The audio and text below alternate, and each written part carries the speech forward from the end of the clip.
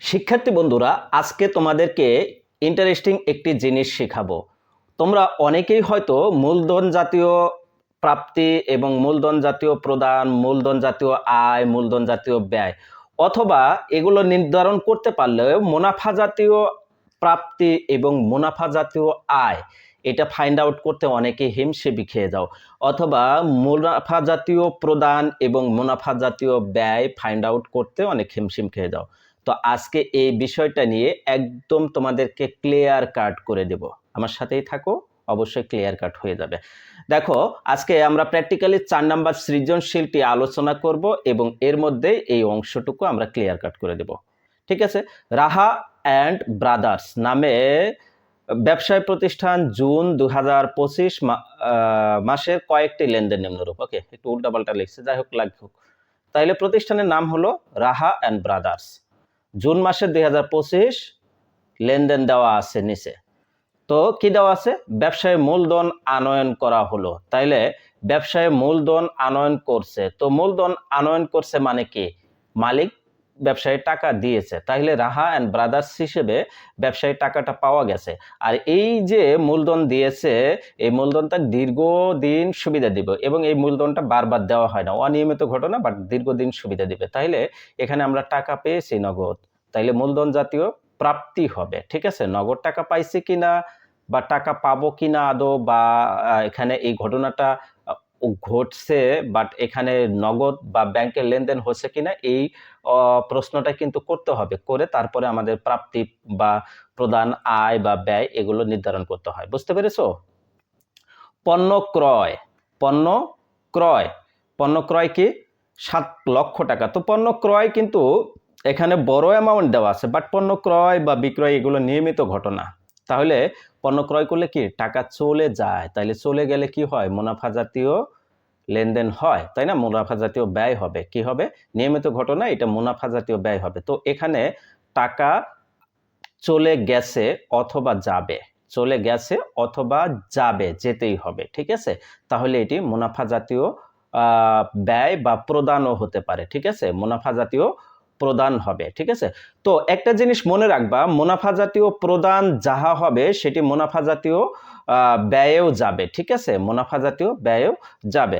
এরপরে দেখো বাট্টা প্রাপ্তি, বাট্টা প্রাপ্তি 5,700 টাকা। তো বাট্টা প্রাপ্তিও একটা নিয়মিত ঘটনা, কার্যক্রম করলে আমাদের বাট্টা প্রাপ্তি হয়। তবে বাট্টা প্রাপ্তিটা কিন্তু এটা কিন্তু নগদে পাওয়া যায় না। তো আমরা যখন কোনো কাউকে টাকা পরিশোধ করি তখন যে ছাড়টা পাই সেটি হলো বাট্টা, অর্থাৎ এখানে আমরা নগদ সুবিধা পাই না, বাট এটা আমাদের জন্য আয় হয়।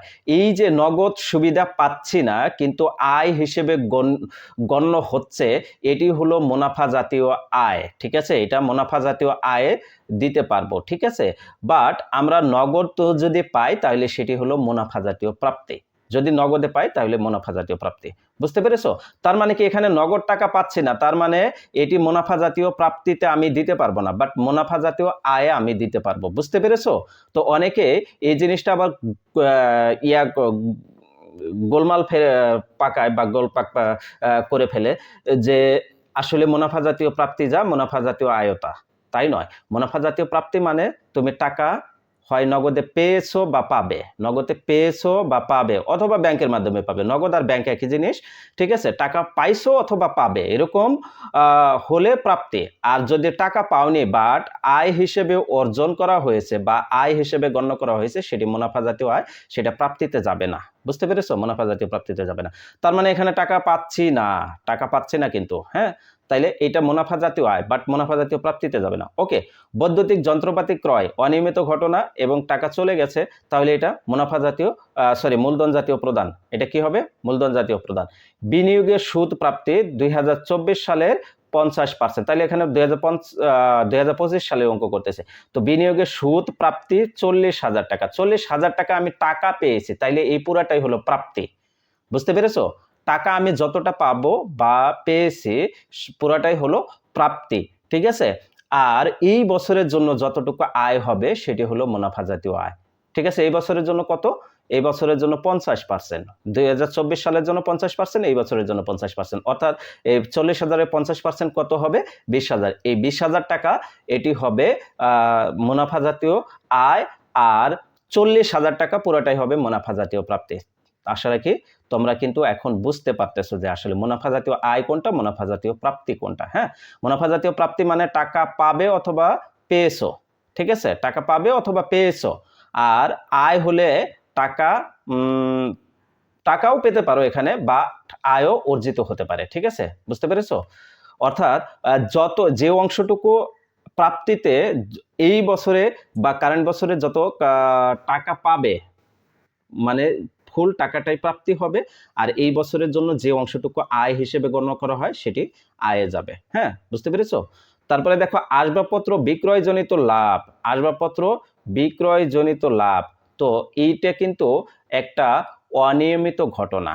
আসবাবপত্র বিক্রয়জনিত লাভ এটা কিন্তু একটি অনিয়মিত ঘটনা। এটা দেখে আয় মনে হচ্ছে, কিন্তু সেটা অনিয়মিত আয়। অনিয়মিত আয় হলে কি হয়? মূলধন জাতীয় লেনদেনে যায়, তাইলে এটি মূলধন জাতীয় আয় হবে। কি হবে? মূলধন জাতীয় আয়। ওকে, আমদানি শুল্ক পরিশোধ করা হলো, আমদানি শুল্ক পরিশোধ করেছো। আমদানি শুল্ক, এখানে আমদানি শুল্ক আসলে কিসের আমদানি শুল্ক সেটা উল্লেখ করা নাই। তাহলে যদি উল্লেখ না থাকে তাহলে নিয়মিত ঘটনা হিসেবে ধরে নিব, তাহলে এটা মুনাফা জাতীয় ব্যয় দিয়ে দিব। ওকে, ব্যবসায়ের জন্য ফ্রিজ ক্রয়, এটা অনিয়মিত ঘটনা, ব্যয় মূলধন জাতীয় ব্যয় যাবে। ব্যাংক হতে ঋণ গ্রহণ, এটা অনিয়মিত ঘটনা, টাকা পেয়েছি তাহলে মূলধন জাতীয় প্রাপ্তি, ঠিক আছে। পণ্য বিক্রয় নিয়মিত ঘটনা, এখানে টাকা পেয়েছি বা পাবো, মুনাফা জাতীয় আয় বা প্রাপ্তি, ঠিক আছে। বীমা সেলামি 7,500 টাকা, তো বীমা সেলামি এটা টাকা পরিশোধ করা লাগছে, এটা মুনাফা জাতীয় প্রদান। শিক্ষানবিশ সেলামি, দেখো শিক্ষানবিশ সেলামি যার মধ্যে 75% গত বছরে, দেখো 40,000 টাকা আছে টোটাল, এই 40,000 টাকা 30,000 টাকা, 40,000-এর 75% আলটিমেটলি 30,000 টাকা হয়। এই 30,000 টাকা 2024 সালের, আর বাকি 10,000 টাকা এই বছরে। তার মানে শিক্ষানবিশ সেলামিটাকে আয় হিসেবে গণ্য করা হয়। তাহলে শিক্ষানবিশ সেলামি, তাইলে শিক্ষানবিশ সেলামি এটাকে আয় হিসেবে গণ্য করব। যখন আয় হিসেবে ধরবো তখন এই বছরের যত যে অংশটুকু সেটা আয়। এই বছরে কত পাইলাম? মাত্র 25%। 40,000-এর 25% কত হবে? 10,000 টাকা। 10,000 টাকা আয়, আর বাকি 40,000 টাকা পুরাটাই এই বছরে পেয়েছে, তাইলে প্রাপ্তি 40,000 টাকায়। বুঝতে পেরেছো? পুরাতন কম্পিউটার বিক্রয় 10,000 টাকা, তাইলে পুরাতন কম্পিউটার বিক্রয় করে, এটা কিন্তু বারবার বিক্রয় করা হয় না, স্থায়ী সম্পদ বিক্রয় করলে যে লাভ হয় সেটি মুনাফা জাতীয় মূলধন জাতীয় লেনদেন, ঠিক আছে, মূলধন জাতীয় প্রাপ্তি। ঋণের সুদ প্রদান, ঋণের সুদ প্রদান নিয়মিত করতে হয়, ঠিক আছে, এটা মুনাফা জাতীয় লেনদেন, ঠিক আছে। যেহেতু টাকাটা পরিশোধ করা লাগছে তাইলে মুনাফা জাতীয় প্রদানে যাবে। হ্যাঁ, মুনাফা জাতীয় ব্যয়ে যাবে। ওকে, মুনাফা জাতীয় প্রদানে যা যাবে, মুনাফা জাতীয় ব্যয়েও সেটা যেতে পারে, কিন্তু এই বছরের জন্য যেটা সেটা সেই অংশটুকু যাবে। বুঝতে পেরেছো? ওকে, তাইলে এবার আমরা বিশ্লেষণগুলো শিখলাম। কি আছে দেখো, ক নম্বর প্রশ্ন বলছে মূলধন জাতীয় ব্যয়ের পরিমাণ নির্ণয় করো। স্যার মূলধন জাতীয় ব্যয়, মূলধন জাতীয় ব্যয় কোনগুলা? মূলধন জাতীয় ব্যয় হলো কোনটা? এই যে আমরা কি করছি, ব্যবসার জন্য ফ্রিজ ক্রয় করছি এইটা, তারপরে আর কি আছে, আরো কিছু একটা আছে তো, তাই না?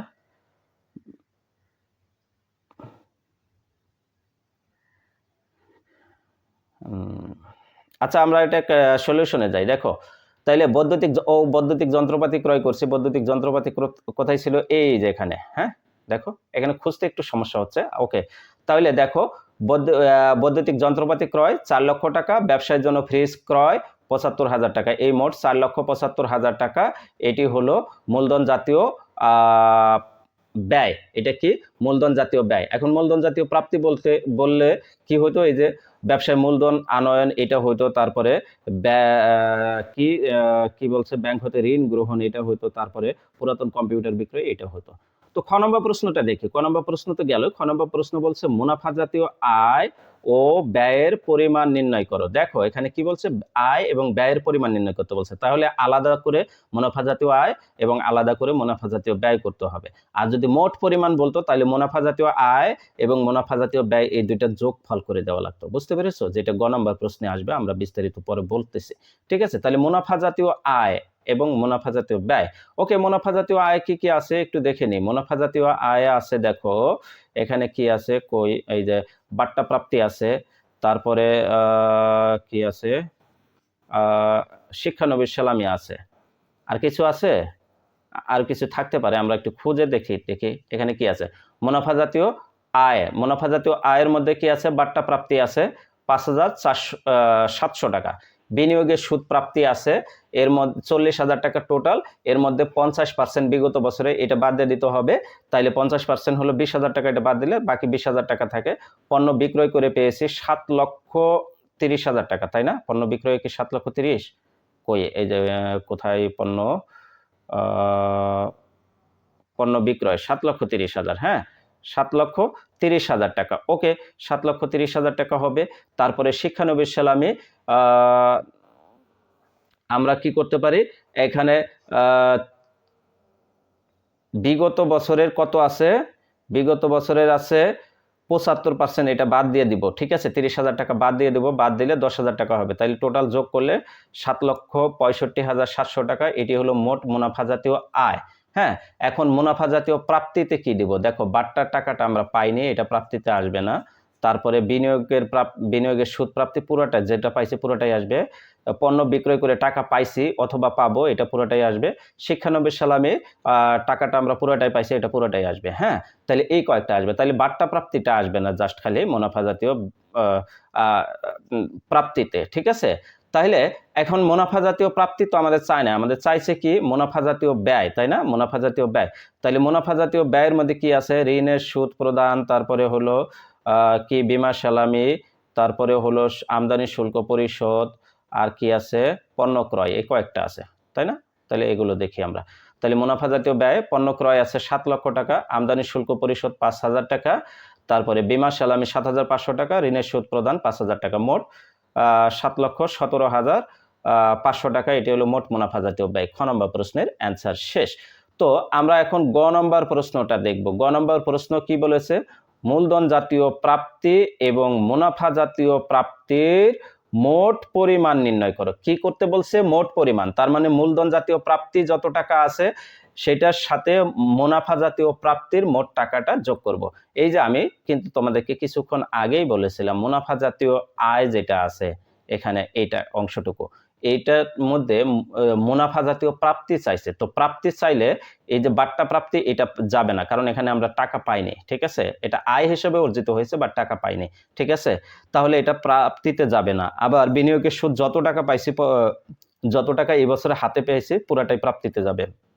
পণ্য বিক্রয় করে যত টাকা পাইছি বা পাবো পুরোটাই প্রাপ্তিতে যাবে। শিক্ষানবিশ সালামি যত টাকা এই বছর হাতে পেয়েছি পুরোটাই প্রাপ্তিতে যাবে, তার মানে বাট্টা প্রাপ্তি যাবে না, এখানে 40,000 যাবে, এটাতে 40,000 যাবে। তাইলে দেখো মুনাফা জাতীয় প্রাপ্তি কিভাবে, বিনিয়োগের সুদ 40,000ই যাবে, পণ্য বিক্রয় 7,30,000 যাবে, শিক্ষানবিশ সালামি 40,000ই যাবে, তাহলে টোটাল হবে 8,10,000। এটি হলো মুনাফা জাতীয় প্রাপ্তি। এরপর মূলধন জাতীয় প্রাপ্তি, মূলধন জাতীয় প্রাপ্তির মধ্যে কি কি আছে দেখো, মূলধন জাতীয় প্রাপ্তির মধ্যে ব্যবসায় মূলধন আনয়ন আছে, তারপরে হলো ব্যাংক হতে ঋণ গ্রহণ আছে, আর হলো কি পুরাতন কম্পিউটার বিক্রয়, এই তিনটা আছে, ঠিক আছে। তাইলে এই তিনটা, তাইলে বিনিয়োগের সুদ ব্যবসায় মূলধন আনয়ন 2,50,000 টাকা, ব্যাংক হতে ঋণ গ্রহণ 50,000 টাকা, পুরাতন কম্পিউটার বিক্রয় 10,000 টাকা, মোট 3,10,000 টাকা। একটা জিনিস খেয়াল করে দেখো, এখানে আসবাবপত্র বিক্রয়জনিত লাভ আছে, এটা কিন্তু মূলধন জাতীয় আয়, এটা কিন্তু মূলধন জাতীয় প্রাপ্তি নয়। হ্যাঁ, এটা মূলধন জাতীয় আয়ে যাবে, তাহলে মূলধন জাতীয় আয় আর মূলধন জাতীয় প্রাপ্তি কিন্তু এক জিনিস নয়, বুঝতে পেরেছো? তাহলে এখানে মূলধন জাতীয় প্রাপ্তিতে কয়টা গেছে, 3টা আইটেম গেছে, কি কি, মূলধন আনয়ন, ব্যাংক হতে ঋণ গ্রহণ, পুরাতন কম্পিউটার বিক্রয়, 3টার যোগফল কত, 3,10,000। আর মুনাফা জাতীয় প্রাপ্তিও 3টা আসছে, 3টা যোগ কত, 8,10,000। এই দুইটা যোগ করে দিতে হবে 11,20,000, কারণ মোট টাকা বের করতে বলছে যে মূলধন জাতীয় প্রাপ্তি এবং মুনাফা জাতীয় প্রাপ্তির মোট টাকা বের করো, তাহলে মোট টাকা এখানে আমরা বের করে ফেললাম কত, 11,20,000 টাকা। তো এই ছিল 4 নাম্বার সৃজনশীল প্রশ্ন। আর এখানে এই প্রশ্নের মাধ্যমে কিন্তু আমরা মূলধন জাতীয় প্রাপ্তি এবং মূলধন জাতীয় আয়, মুনাফা জাতীয় প্রাপ্তি, মুনাফা জাতীয় আয়, মুনাফা জাতীয় ব্যয় এবং মুনাফা জাতীয় প্রদানের পার্থক্য কিন্তু আমরা বুঝতে পারলাম। তারপরেও যদি কারোর কোথাও কনফিউশন থাকে বা এই বিষয়ে যদি আরেকটা বিস্তারিত ক্লাস দেওয়া লাগে তাহলে আমাকে জানাবে, আমি তোমাদের জন্য ডেডিকেটেড রয়েছে, আমি তোমাদের পাশে রয়েছে এবং তোমাদেরকে বুঝিয়ে দেওয়ার চেষ্টা করব। সবাই ভালো থাকো, সুস্থ থাকো, দেখা হচ্ছে পরবর্তী ক্লাসে। আল্লাহ হাফেজ।